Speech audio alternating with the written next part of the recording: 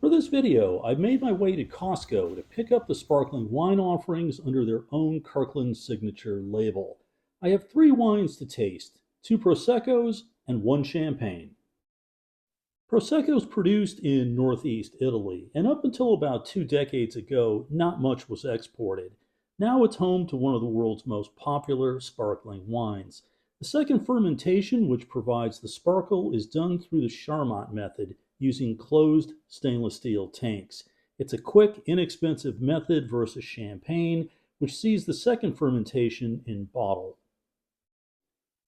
The first wine up is the Kirkland Signature Prosecco Asolo Superiore Extra Dry. It goes for $7.59 per bottle. This wine is typically available year-round. With this first Prosecco, I don't believe that I've ever tasted this one before, so this is a first. And in terms of opening this, 6 twists to get the wire off. Make sure that you have a firm hold of the neck of the bottle with your thumb over the top, because sometimes this can let loose. And turn the base of the bottle, not the cork. Try to get a gentle release. See how this works. Not too bad. You can see the cork, simple closure, did the job just as it should. Now, in terms of the appearance, this looks quite nice. There's a good bead. The bubbles are smallish. Just a bit of mousse, but the color's pale. It looks fresh. It really looks exactly as it should. And the aroma is very light, which again, very typical of Prosecco. It smells a little bit like green apple. It's got a little this citrusy lemon character going on, and just moderate intensity, all primary fruit.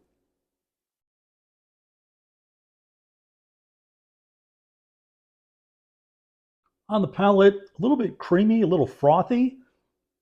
Simple, fresh, bright, clean, decent acidity, and that's the key with any sparkling wine, having good acidity. The acidity on this, I would say, is moderate. And there's also a little bit of sweetness here. On the back palate, it's just barely at the point of detection, but there is a bit of sweetness here. It's fresh, bright, clean, very simple. I've got to say, the ceiling is not all that high with a wine like this, but it ticks all the boxes, and this is really a good example of what it should be. Now, when you compare this to the broad market, big commercial brands, this is about half the price. I think this is every bit as good. This is a solid value. The second wine is the Kirkland Signature Prosecco Rose Extra Dry. This one is vintage dated from 2023. It's made from a blend of Glera and a small amount of Pinot Noir. The QR code provides a good deal of information. For some reason, the previous wine didn't have one. This one sells for $7.99. It's typically available year-round. So this is another one that I have not tried before. Closure is essentially the same as the past. It has the branded Kirkland logo on it.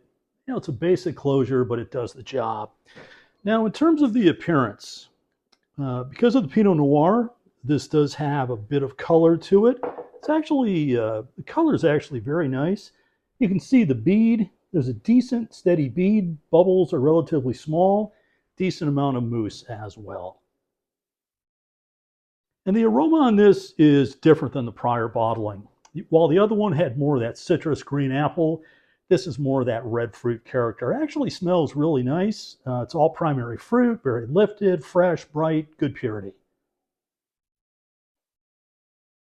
Very, very simple style wine, but it delivers exactly what it should. Just a moderate level of acidity. Like the previous wine, this has a little bit of that frothy, tactile impression on the palate. There's also a little bit of sweetness here as well. But again, for what this wine is and for the price, this is really a solid value. And between the two, I actually prefer the rosé just by a bit. If you've not yet subscribed, please consider doing it right now. Hit the like button, definitely hit that notification bell, and if you have any like-minded wine friends, please share this video. All of these things help to grow my channel. It's very much appreciated. The third wine is the Kirkland Signature Brut non-vintage Champagne. Even though it's not stated on the label, it's predominantly made from Pinot Noir and Pinot Meunier with a lesser amount of Chardonnay. It's aged for 1 year on the lees, then an additional 3 months post disgorgement. The price is $19.99 per bottle. It's typically available year round.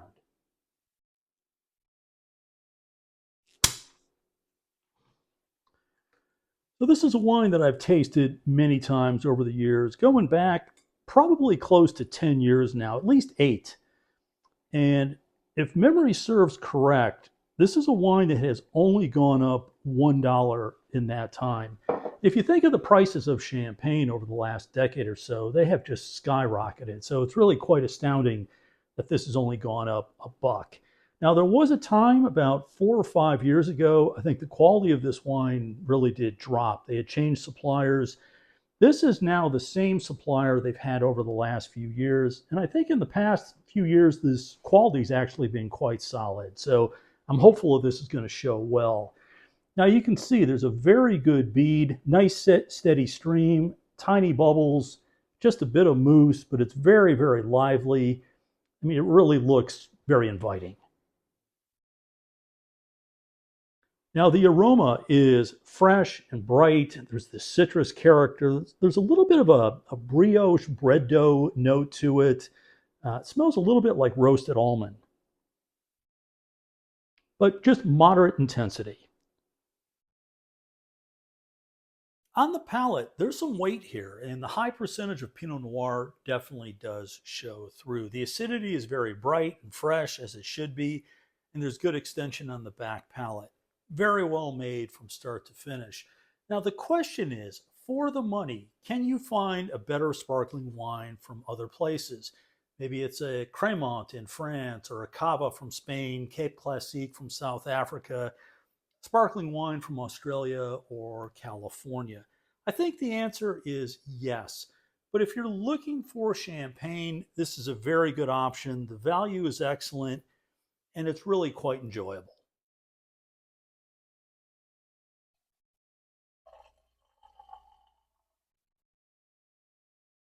If you have any questions or comments, please post it down below. I do my very best to follow up on each and every one.